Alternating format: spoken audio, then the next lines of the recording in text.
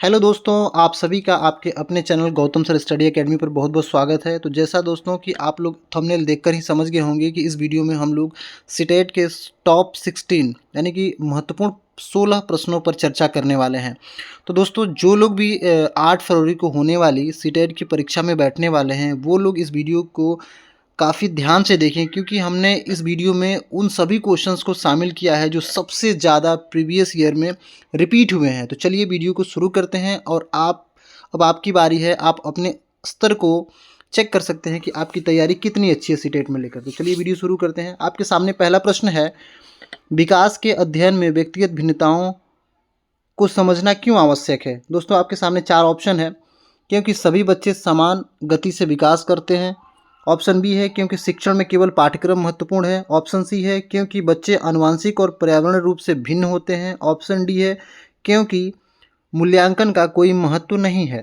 तो दोस्तों आप लोगों का सही जवाब होगा इसमें ऑप्शन सी, क्योंकि बच्चे आनुवंशिक और पर्यावरण रूप से भिन्न होते हैं। ऑप्शन सी आपका सही जवाब होगा।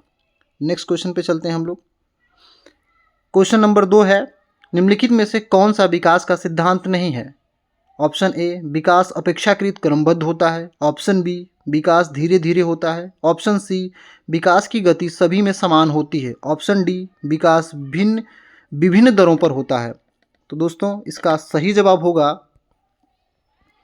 विकास विभिन्न दरों पर होता है। देखिए किसी के भी अंदर विकास समान नहीं हो सकता है और ना ही विकास एक सीधी रेखा में चलता है। विकास जो है में उतार चढ़ाव लगा रहता है। ठीक है, तो चलिए नेक्स्ट क्वेश्चन पर हम लोग चलते हैं। अगला क्वेश्चन है क्वेश्चन नंबर 3 यानी प्रश्न संख्या 3, अनुसंधानों से ज्ञात हुआ है कि शिक्षक कक्षा में लड़कों के साथ अधिक अंतःक्रिया करते हैं। यह किसका उदाहरण है। ऑप्शन ए है लड़कों को अधिक ध्यान की आवश्यकता होती है। ऑप्शन बी है शिक्षण में लैंगिक पक्षपात। ऑप्शन सी, लड़के अधिक अनुशासित होते हैं। ऑप्शन डी, लड़कियां प्रश्न नहीं पूछती। तो इसका सही जवाब होगा शिक्षण में ऑप्शन बी, यानी कि शिक्षण में लैंगिक पक्षपात, यानी ऑप्शन बी इसका सही जवाब होगा। प्रश्न संख्या 4 है, प्रगतिशील शिक्षा का केंद्रीय विचार क्या है। ऑप्शन ए है प्रत्येक विद्यार्थी की क्षमता में विश्वास। ऑप्शन बी, मानकीकृत शिक्षण एवं मूल्यांकन। ऑप्शन सी, केवल पाठ्यपुस्तक आधारित शिक्षा। ऑप्शन डी, बाह्य अभिप्रेरणा पर बल। तो प्रगतिशील शिक्षा का केंद्र विचार क्या है दोस्तों। इसका सही जवाब होगा प्रत्येक विद्यार्थी की क्षमता में विश्वास, यानी कि ऑप्शन आपका पहला ए सही जवाब होगा। नेक्स्ट क्वेश्चन पर चलते हैं। क्वेश्चन संख्या 5, दृश्य रूप से बाधित विद्यार्थियों के साथ कार्य करते समय शिक्षक को क्या करना चाहिए। ऑप्शन ए है अधिक लिखित कार्य देना। ऑप्शन बी, दृश्य प्रस्तुतियों का प्रयोग करना। ऑप्शन सी, केवल पाठ्यपुस्तक पर निर्भर रहना। ऑप्शन डी, स्पष्ट बोलना एवं स्पर्शनीय सामग्री का प्रयोग करना। जो दृश्य रूप से बाधित है यानी कि जिसको कम दिखाई देता है, ऐसे विद्यार्थियों के साथ कार्य करते समय शिक्षक को क्या करना चाहिए दोस्तों। तो इसका सही जवाब होगा ऑप्शन डी, यानी कि स्पष्ट बोलना एवं स्पर्शनीय सामग्री का प्रयोग करना। ऑप्शन डी इसका सही जवाब होगा। नेक्स्ट क्वेश्चन पे चलते हैं। प्रश्न संख्या 6, समावेशी कक्षा में सहकारी अधिगम यानी कोऑपरेटिव लर्निंग को कैसे अपनाया जाना चाहिए। ऑप्शन ए है सक्रिय रूप से हतोत्साहित किया जाना चाहिए। कभी कभी प्रयोग करना चाहिए। सी है प्रयोग नहीं करना चाहिए। डी, सक्रिय रूप से बढ़ावा देना चाहिए। तो समावेशी शिक्षा का ज़माना है, समावेशी शिक्षा को सक्रिय रूप से बढ़ावा देना चाहिए। इसका सही जवाब होगा ऑप्शन डी। दोस्तों आप देख सकते हैं इसमें जो भी क्वेश्चन मैंने लिया है वो बहुत ज़्यादा महत्वपूर्ण है आपके आने वाली परीक्षा के लिए। ठीक है दोस्तों, तो अगला क्वेश्चन देखते हैं। प्रश्न संख्या 7, समावेशी कक्षा में सबसे अधिक महत्वपूर्ण क्या है। ऑप्शन ए, मानकीकृत परीक्षण। बी, प्रतिस्पर्धी अधिगम। सी, व्यक्तिगत शिक्षा योजना।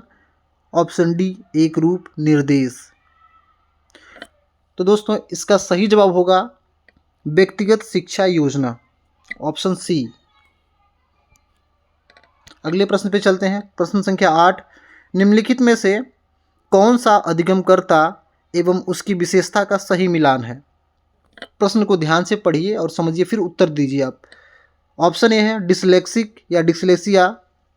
डिस्लेक्सिया पढ़ने एवं लिखने में कठिनाई, ऑप्शन बी सृजनात्मक अति सक्रिय, ऑप्शन सी ध्यान अभाव उच्च एकाग्रता, ऑप्शन डी श्रवण बाधित दृश्य सूचना न समझ पाना।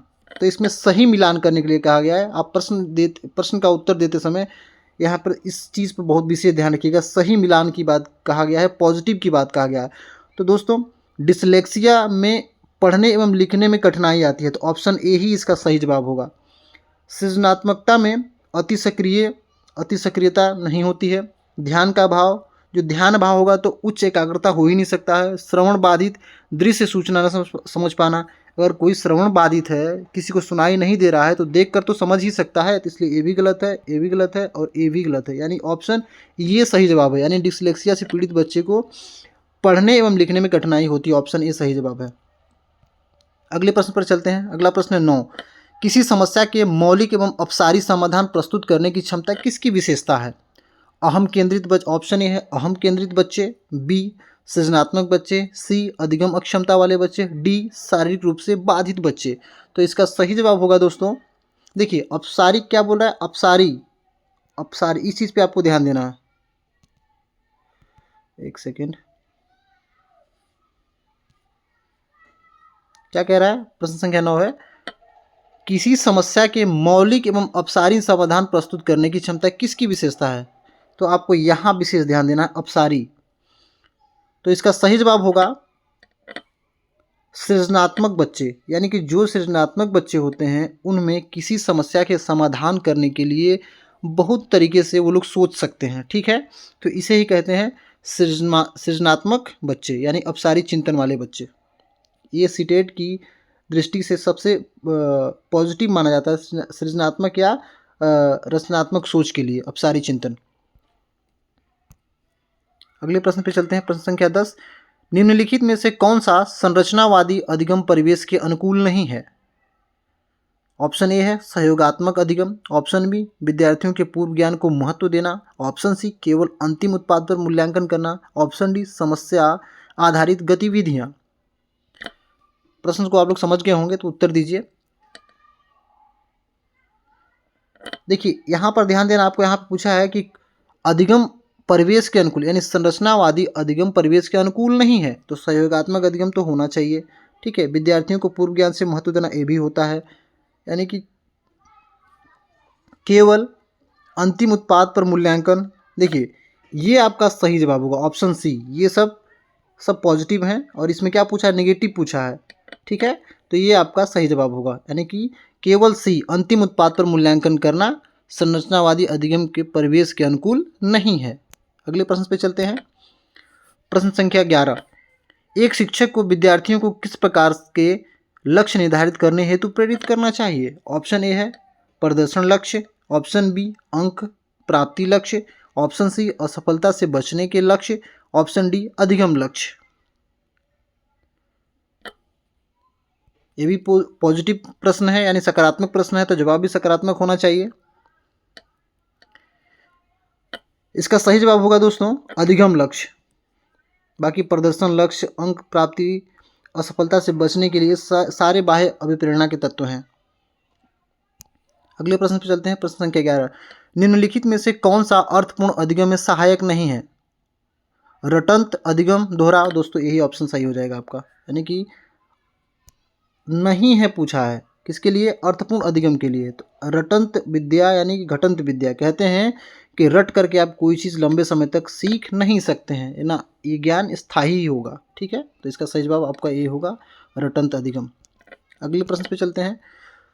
प्रश्न संख्या 13 है निम्नलिखित में से कौन सा बाह्य अभिप्रेरणा का उदाहरण है? ऑप्शन ए सीखने में आनंद, ऑप्शन बी अवधारणा की समझ, ऑप्शन बी अवधारणा की समझ, ऑप्शन सी अंक प्राप्त करने के लिए गृह कार्य करना, ऑप्शन डी आत्म संतोष। तो इसका सही जवाब होगा दोस्तों अंक प्राप्त करने के लिए गृह कार्य करना, यही बाह्य अभिप्रेरणा का उदाहरण है। बाकी सीखने में आनंद, अवधारणा की समझ या आत्म संतोष, ये सब क्या है, आंतरिक अभिप्रेरणा के स्रोत हैं, तो ये नहीं है, नेगेटिव पूछा है, ठीक है। तो हम नेगेटिव देंगे, यानी बाह्य अभिप्रेरणा का स्रोत बताना है हमको। तो अंक प्राप्त करने के लिए अगर कोई लड़का कार्य करता है तो वो बाह्य प्रेरणा का उदाहरण सबसे अच्छा होगा। अगले प्रश्न पे चलते हैं। प्राथमिक कक्षा में शिक्षक को क्या करना चाहिए? केवल उदाहरण देना चाहिए, ऑप्शन बी केवल गैर उदाहरण देना चाहिए, ऑप्शन सी गैर उदाहरण एवं गैर उदाहरण दोनों देना चाहिए, ऑप्शन डी कोई उदाहरण न देना यानी कोई उदाहरण नहीं देना चाहिए, ऐसा है। तो इसका सही जवाब होगा गैर एवं उदाहरण एवं गैर उदाहरण दोनों ही बच्चों के समक्ष प्रस्तुत करेंगे तो बच्चा उस ज्ञान को काफ़ी अच्छे से सीख पाएगा। इसका सही जवाब होगा ऑप्शन सी। अगले प्रश्न पे चलते हैं। प्रश्न संख्या 15। बच्चों में अर्थ निर्माण को बढ़ावा देने वाली सर्वोत्तम रणनीति कौन सी है? ऑप्शन ए सूचना का संप्रेषण, ऑप्शन बी दंडात्मक उपाय, ऑप्शन सी मानकीकृत परीक्षण, ऑप्शन डी अन्वेषण एवं परिचर्चा।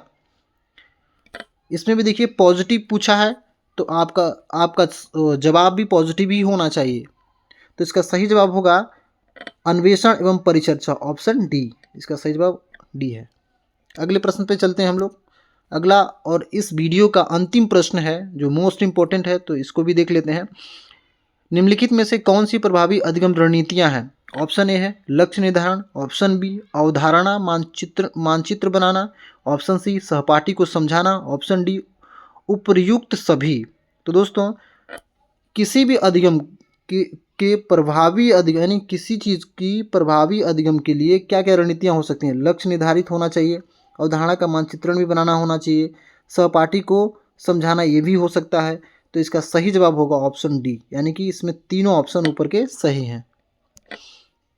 तो दोस्तों आपको ये वीडियो देखकर कैसा लगा? अगर वीडियो थोड़ा सा भी अगर आपको पसंद आया हो तो वीडियो को लाइक करिए और हमारे चैनल को सब्सक्राइब करिए ताकि हम इससे भी अच्छे से अच्छे वीडियो को बना करके आपके सामने ले आएँ ताकि आपकी जो तैयारी है सीटेट के लिए वो बेहतर हो सके। तो दोस्तों हमारे इस वीडियो को इतने समय तक देखने के लिए आप सभी का बहुत बहुत धन्यवाद।